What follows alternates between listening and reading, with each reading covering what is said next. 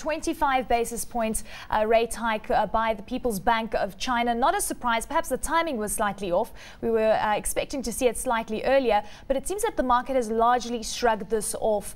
Tell us in terms of what's happening on the currency front, because we are still seeing dollar weakness coming to the fore, and the Swiss franc, which is usually quite a good barometer of risk on or risk off trade, is also weakening. Yeah, good morning, Eleni. It definitely seems like the risk-on theme is prevailing at the moment, despite the fact that we've got these monetary tightening taking place in Asia and the underlying geopolitical tensions in Egypt, coupled with widening credit default swap spreads in Europe.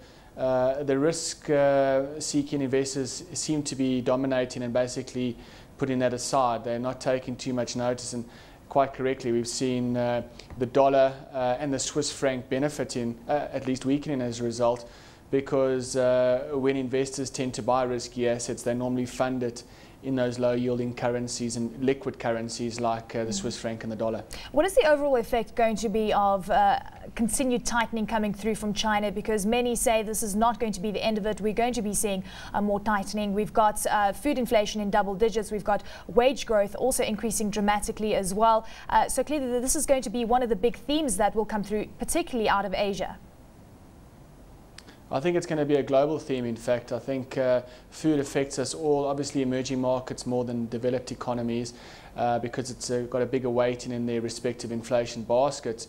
But I think inflation is coming back now. The speed at which it comes back is obviously the key question.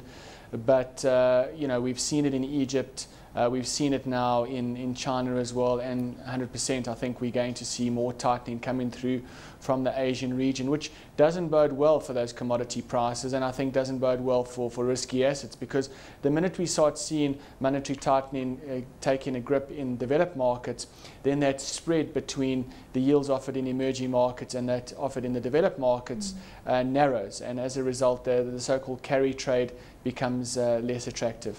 Well, it's not a very big day on the data front globally, in fact, but of course we do have the BOE meeting concluding later on this week. In fact, tomorrow you're talking about a possible tightening in the developed world, and this could make emerging markets less attractive. What are you expecting on the policy front tomorrow out of the Bank of England? Do you think it's going to signal an interest rate hike?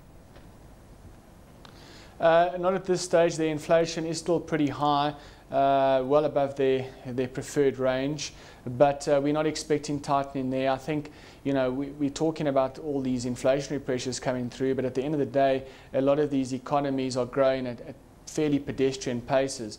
So it's a bit of a stagflation dilemma. They can't hike rates too aggressively, because that's going to derail the economic recovery, but at the same stage they've got to be mindful that inflation is going to at some stage become a thorn in their side, and they will have to tighten. But in the short term, we don't see any tightening within the G3 countries, no. Let's look at South Africa. We had unemployment out for the fourth quarter of last year, hitting 24% from 25.3%. I chatted to Adcorp's Loan Sharp yesterday. He said it's nothing to be impressed about. He also mentioned that the people, the South Africans that have become discouraged with the work market have perhaps gone back to university, and we shouldn't be reading too much into the drop. Is this your view as well?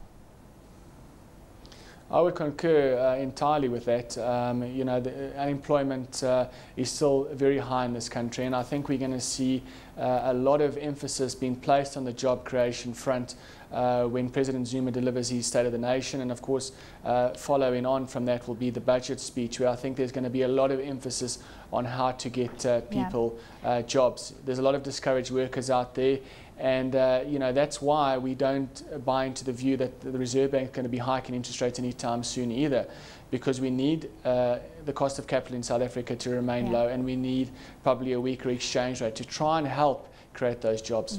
Michael, let's touch on the rand. We strengthened quite a bit this morning, 7.19 or so. Let's quickly check in on where the rand is trading right now. But we have been seeing quite a bit of volatility since the beginning of the week, especially when you compare to what we saw last week of 7.32 or so, and that was a 6-month low.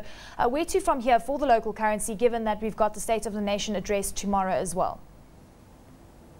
I still think we're in a bearish trend. I still think the risk is that we breach the top side. We have had a bit of short covering in the rand markets, but the underlying trend remains bearish, as I say. And if we don't breach 714 to the downside, which would then open the door for 703, then I think we're going to be moving back up towards those tops of kind of 732, 729 area.